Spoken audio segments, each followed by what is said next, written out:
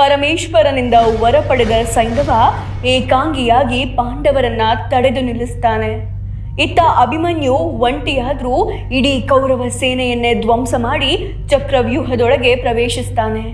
ಆದ್ರೆ ಆತನ ಏಕಾಂಗಿ ಹೋರಾಟಕ್ಕೆ ಫಲ ಸಿಗೋದೇ ಇಲ್ಲ.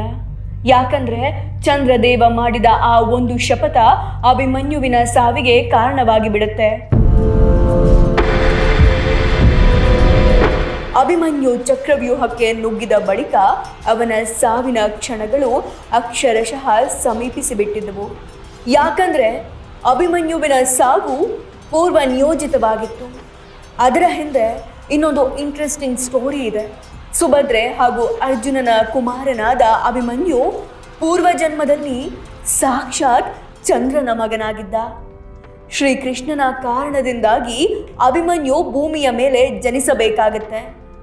ಆಗ ಚಂದ್ರದೇವ ಕೃಷ್ಣನನ್ನ ಕುರಿತು ಹೀಗೆ ಹೇಳಿದ್ದ: ಹೇ ಪರಮಾತ್ಮ, ನನಗೆ ನನ್ನ ಮಗನೆಂದರೆ ಬಲು ಪ್ರೀತಿ. ಅವನನ್ನ ಬಿಟ್ಟು ನಾನು ಒಂದು ಕ್ಷಣವೂ ಇರಲಾರೆ.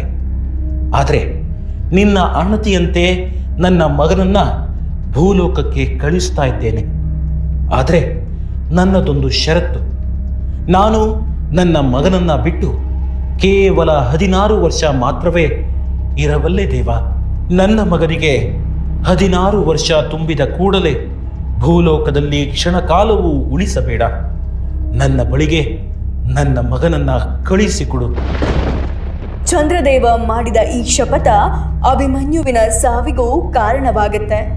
ಯಾಕಂದ್ರೆ ಅಭಿಮನ್ಯು ಚಕ್ರವ್ಯೂಹ ಭೇದಿಸುವಷ್ಟರಲ್ಲಿ ಅವನಿಗೆ 16 ವರ್ಷಗಳು ತುಂಬಿರುತ್ತೆ. ಚಂದ್ರದೇವನ ಶಪಥದ ಪ್ರಕಾರ ಅಭಿಮನ್ಯುವಿನ ಆಯಸ್ಸು ಕೂಡ ಮುಗಿದಿರುತ್ತೆ. ಅಲ್ಲದೆ ಕುರುಕ್ಷೇತ್ರ ಯುದ್ಧ ಅಭಿಮನ್ಯುವಿನ ಪಾಲಿಗೆ ಕೇವಲ ನೆಪ ಮಾತ್ರವಷ್ಟೇ ಅನ್ನೋದು ಶ್ರೀಕೃಷ್ಣ ಮೊದಲೇ ಅರಿತಿದ್ದ. ಚಕ್ರವ್ಯೂಹ ಭೇದಿಸಿದ ಅಭಿಮನ್ಯು ದಿನವಿಡೀ ವೀರಾವೇಶದಿಂದ ಹೋರಾಡ್ತಾನೆ. ದುರ್ಯೋಧನನ ಮಗನಾದ ಲಕ್ಷ್ಮಣ ಕುಮಾರನನ್ನ ಸಂಹಾರ ಮಾಡ್ತಾನೆ. ಹಲವು ಕೌರವರ ಸಂತಾನವನ್ನೇ ನಾಶ ಮಾಡ್ತಾನೆ. ಆದ್ರೆ ಏಕಾಂಗಿಯಾಗಿ ಹೋರಾಡಿದ್ದ ಅಭಿಮನ್ಯುವನ್ನ ಹೇಗಾದ್ರೂ ಸಂಹರಿಸಬೇಕೆಂದು ದುರ್ಯೋಧನ ಆದೇಶಿಸಿಬಿಟ್ಟಿದ್ದ. ಆಗ ಕೌರವರು ಅಭಿಮನ್ಯುವಿನ ಸುತ್ತುವರೆದು ಮೋಸದಿಂದ ಕೊಂದು ಹಾಕ್ತಾರೆ. ಅಭಿಮನ್ಯುವಿನ ಸಾವಿನ ಸುದ್ದಿ ತಿಳಿದ ಅರ್ಜುನ ಉದ್ರಿಕ್ತನಾದ. ಶ್ರೀಕೃಷ್ಣನ ಸಹಾಯ ಪಡೆದು ಸೈಂಧವನನ್ನ ಸಂಹರಿಸಿದ. ಹೇಗಾದರೂ ಮಾಡಿ ಅಭಿಮನ್ಯುವನ್ನ ಮತ್ತೆ ಬದುಕಿಸುವಂತೆ ಶ್ರೀಕೃಷ್ಣನಲ್ಲಿ ಪಾಂಡವರು ಪರಿಪರಿಯಾಗಿ ಬೇಡ್ಕೊಳ್ತಾರೆ.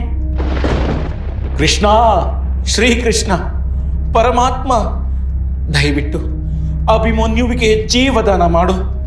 ಅವನನ್ನ ಪುನಃ ಬದುಕಿಸು. ಇನ್ನು ಹದಿಹರೆಯದ ವಯಸ್ಸಿನಲ್ಲಿರುವ ನನ್ನ ಪುತ್ರನಿಗೆ ಈ ಸಾವು ಎಷ್ಟು ನ್ಯಾಯ? ಕರುಣೆ ತೋರು ಕೃಷ್ಣ, ಕರುಣೆ ತೋರು. ಅರ್ಜುನ, ನಿನಗೂ ನಿನ್ನ ಬಳಗಕ್ಕೂ ಒಂದು ಸತ್ಯ ಹೇಳುತ್ತಿದ್ದೇನೆ ಕೇಳು. ಇದು ಅಭಿಮನ್ಯುವಿನ ಜನ್ಮ ರಹಸ್ಯ. ಈ ವೀರ ಸಾಕ್ಷಾತ್ ಚಂದ್ರದೇವನ ಪುತ್ರ. ಚಂದ್ರದೇವನ ಕೋರಿಕೆಯಂತೆ ಕೇವಲ 16 ವರ್ಷ ಮಾತ್ರವೇ ಭೂಲೋಕದಲ್ಲಿ ಇರುವ ವರ ಪಡೆದಿದ್ದ. ಆದ್ದರಿಂದ ಇಂದು ಭೂಲೋಕವನ್ನ ಬಿಟ್ಟು ಮತ್ತೆ ತನ್ನ ತಂದೆಯ ಬಳಿಗೆ ಹೋಗುತ್ತಿದ್ದಾನೆ. ಅಭಿಮನ್ಯುವಿನ ಈ ಸಾವು ಸಾವೇ ಅಲ್ಲ, ಇದು ಆತನಿಗೆ ತನ್ನ ಪೂರ್ವ ಜನ್ಮದ ಸುಕೃತ ಪ್ರಾಪ್ತಿಯಾಗಿದ್ದ ವರವಷ್ಟೇ. ಇದರ ಬಗ್ಗೆ ನೀವು ಚಿಂತಿಸದಿರಿ. ಸೂರ್ಯ ಚಂದ್ರ ಇರುವವರೆಗೂ ಅಭಿಮನ್ಯುವಿನ ಪರಾಕ್ರಮ ಶಾಶ್ವತವಾಗಿರುತ್ತೆ. ಶ್ರೀಕೃಷ್ಣನ ಮಾತು ಕೇಳಿದ ಪಾಂಡವರು ನೆಮ್ಮದಿಯ ನಿಟ್ಟುಸಿರು ಬಿಡುತ್ತಾರೆ. ಅಲ್ಲದೆ ಅಭಿಮನ್ಯುವಿನ ಜನ್ಮ ರಹಸ್ಯ ಕೇಳಿ ಅಚ್ಚರಿ ಪಡುತ್ತಾರೆ. ಅಲ್ಲಿಗೆ ಅಭಿಮನ್ಯುವಿನ ಸಾವಿಗೆ ಸೈಂಧವ ಪಡೆದ ವರ ಮಾತ್ರವಲ್ಲದೆ ಚಂದ್ರದೇವ ಮಾಡಿದ ಶಪಥ ಕೂಡ ಕಾರಣವಾಗಿತ್ತು ಅನ್ನೋದು ಇಡೀ ಲೋಕಕ್ಕೆ ತಿಳಿಯುತ್ತೆ.